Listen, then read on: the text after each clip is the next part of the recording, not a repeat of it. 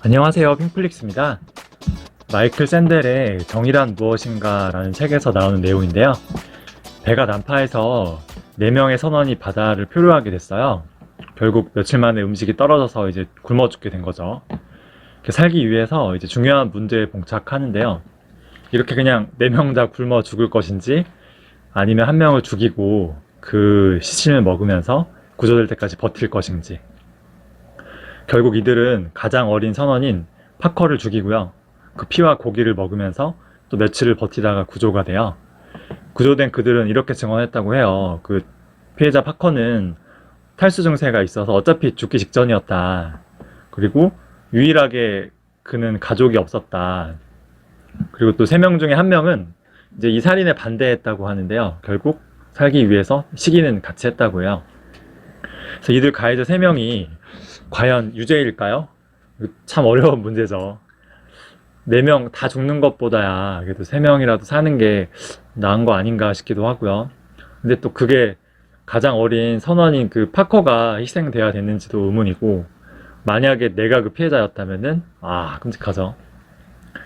근데 안타까운 일인데 저는 지금 대한민국이 딱 그런 상황이라고 생각해요. 그 가해자 3명의 선원은 기성세대고요. 그 피해자 파커 그 1명은 청년 세대 혹은 아직 태어나지 않은 이제 미래 세대라고 할 수 있어요. 저는 10년 전부터 이 대한민국의 가장 큰 문제로 이 저출산, 그리고 부동산에만 자꾸 돈이 몰리는 좀 기형적인 자산 구조, 또 국민연금이나 건강보험 같은 사회보장 시스템이 약간 폰지 사기 구조로 돼 있어요. 또 세대 간의 또 조세 부담도 좀 불공평하거든요. 그래서 이런 것들을 생각했는데, 이 지난 10년 동안 이러한 문제들이 이게 해결되기는커녕 더 심해졌어요. 다들 알다시피 저출산은 뭐 갈수록 심해지고 있고요. 전 세계에서 진짜 이거 유일무이한 수준이거든요. 부동산으로 자산 쏠림도 심해졌죠. 집값 상승세가 뭐 어마무시했잖아요. 국민연금도 지난 10년 동안 개혁이 한 번도 없었어요. 게다가 앞으로 이런 문제들이 해결되기가 더 힘든 것 같아요. 이 부동산 문제나 국민연금, 건강보험과 같은 이 사회보장 시스템, 이런 거는요, 결국 인구 구조랑 관련이 있어요. 즉, 노인들은 갈수록 많아지는데 이 아이가 태어나지 않는 게 문제인 거예요. 정치인들 입장에서 그 인구가 많은 기성세대에게 유리한 정책을 펼까요? 아니면 갈수록 인구가 적어지는 청년 세대에게 유리한 정책을 펼까요? 이 자원은 한정돼 있어요. 근데 이 한정된 자원을 기성세대와 청년세대 어느 쪽에 써야 정의로운 걸까요? 아까 4명의 이 선원 이야기로 돌아가서요. 결국 그 어린 선원 1명이 죽었잖아요. 나머지 3명이 그로 인해 살아남았으니까 단순히 숫자로만 보면은 4명 다 죽는 것보단 낫죠. 그래서 이게 소수의 희생이 있더라도 절대 다수의 행복이 더 정의롭다고 하는 공리주의라고 해요. 근데 이거는 다수의 투표와 이제 지지로 정책이 결정되는 우리 민주주의와도 비슷한 맥락이거든요. 우리 그 출생자 수를 보면은 1955년에서 1975년까지 20년 동안 한 해에 거의 100만 명 가까이 사람들이 태어났어요. 근데 작년에는 26만 명 태어났고요. 올해는 아마 25만 명이 안 될 수도 있어요. 그래서 딱 한술적으로 보면은 100만 명이랑 25만 명은 4배 차이잖아요. 아까 그 표류하던 선원들은 가해자 3명 대 피해자 1명이었는데 이제 이 대한민국의 인구 구조는 그것보다 더 미래 세대에 불리한 거예요. 솔직히 부동산이나 국민연금과 같은 사회보장 시스템이나 이 조세 형평성까지도 기성세대에 절대적으로 유리하게 돼 있어요. 근데 이거를 진짜 바꾸기가 힘들어요. 왜냐하면 기성세대의 표가 절대적으로 많기 때문이에요. 그 기성세대 자산의 거의 7, 80%가 부동산이거든요. 특히 나이가 많을수록 자산에서 부동산 비중이 훨씬 높아져요. 근데 이런 부동산 가격이 과도하게 떨어진다거나 이 관련된 보유세 같은 세금이 이제 늘어나게 되면은 당연히 표가 떨어지죠. 국민연금이나 기초연금액을 삭감해도 당연히 노인세대 표가 떨어져요. 만약에 이 연금 보험료를 올리잖아요. 그러면은 노인세대가 아니고 전체 세대에서 표가 떨어지겠죠. 건강보험료를 올리거나 이 건강보험 혜택을 줄여도 또 역시 표가 떨어져요. 한국전력이 전기요금을 이제 제때 올리지 못해서 올해 거의 20조가 넘는 적자가 예상돼요. 근데 전기요금을 사실 현실성 있게 올려야 되는데 이것도 표 때문에 할 수가 없어요. 그래서 이 모든 부채는 결국 미래 세대가 부담해야겠죠, 나중에. 정치인들이 말은 청년 세대를 위한다고 하는데요. 이 표가 많은 기성 세대를 희생시키면서까지 이 청년들을 위한 정책을 할 수가 없어요. 설령 그런 용기 있는 정치인이 있다고 해도요. 아마 다음 선거에서는 이제 기성세대의 표를 잃고 떨어지겠죠.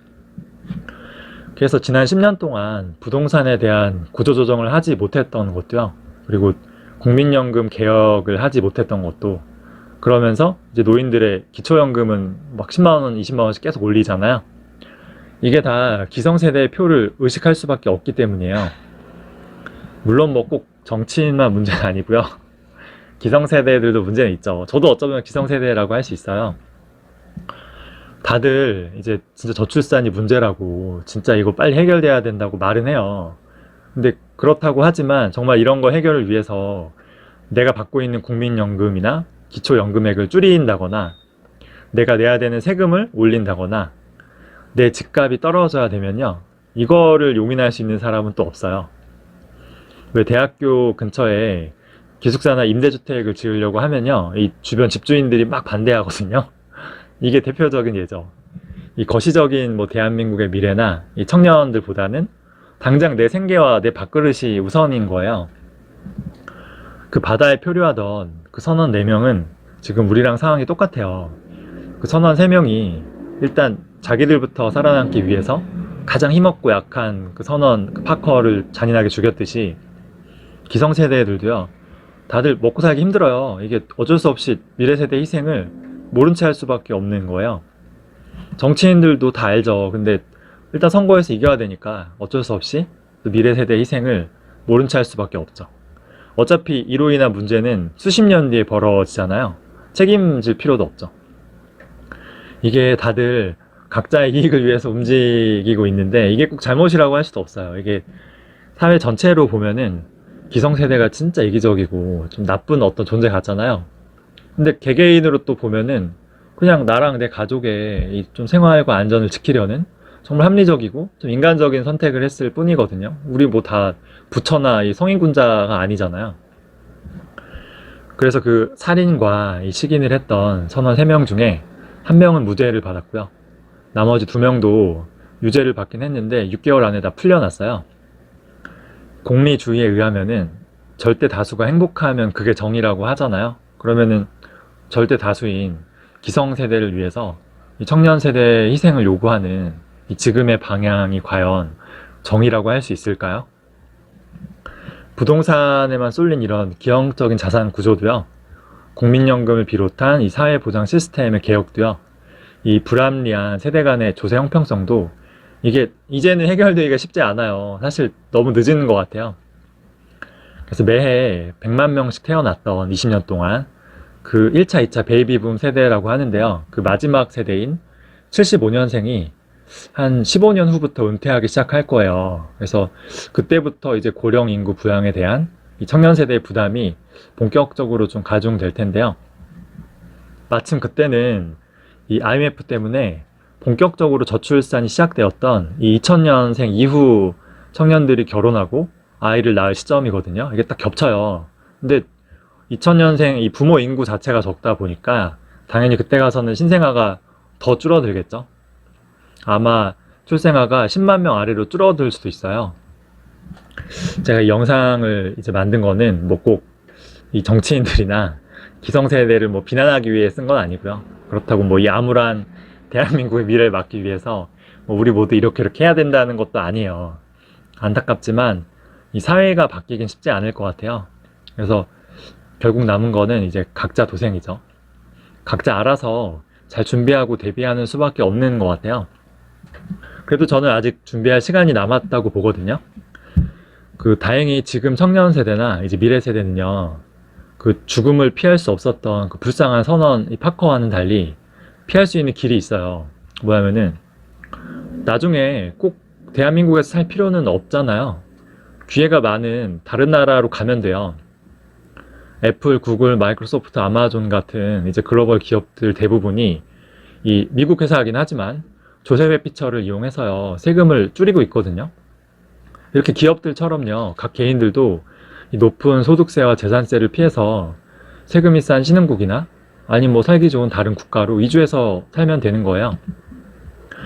기성세대야 외국에 가서 산다는 게 쉬운 일이 아니었죠. 근데 어렸을 때부터 이제 스마트폰, 인터넷, 유튜브, 영어에 익숙한 이런 2000년생 이후 세대들은 조금 쉽지 않을까요?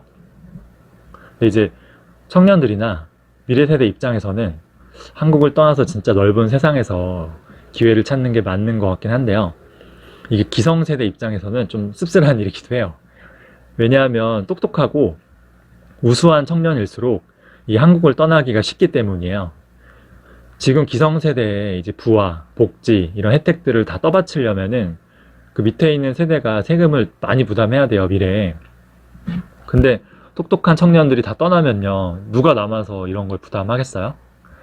나중에 청년들이 왜 당신들은 젊었을 때 세금 조금밖에 안 냈으면서 왜 우리 보고는 이렇게 많이 내라고 하는 거냐 물으면은 지금의 기성세대가 참 할 말이 없죠.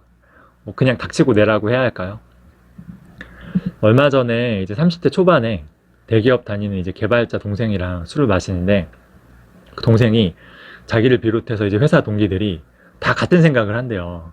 은퇴 전에 한국을 떠나서요, 여태까지 국민연금 냈던 거를 다시 다 타갈 거라는 거죠. 이민 가면은 국민연금 냈던 거랑 이제 소정의 이자까지 해서 돌려받을 수 있어요. 그게 좀 되게 놀랐고, 또 다들 자기들 자녀는 한국인으로 살게 하기 싫다면서 이미 친구들 중에 3명은 자녀를 미국에서 출산했대요. 그래서 국적이 미국인이라 하더라고요. 그래서 이런 관련 정보를 많이 공유하고 있다고 해요. 물론 뭐 지금 젊은 청년들이 다 그런 건 아니겠지만 이 상당수 젊은 청년들이요, 이와 같은 생각을 가지고 있고, 특히 또 학벌이, 그러니까 좋은 학교 나오고 좋은 직장 다니는 사람들끼리 실천에 옮기거나 서로 공유하고 준비하는 사람들이 계속 늘어날 거예요.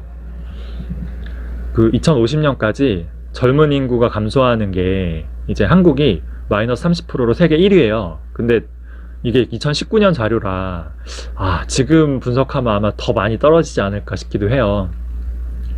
그래서 투자 관점에서 봐도 솔직히 좀 한국이 미래가 어둡죠. 젊고 똑똑한 인재들이 갈수록 줄어들 텐데, 이게 부동산이나 주식 등 자산 가격도 암울하지만 이 무엇보다 이 원화라는 화폐의 상대적 가치가 좀 많이 무너질 것 같아요. 나중에 시간이 지나서 이제 개혁을 하긴 하겠죠.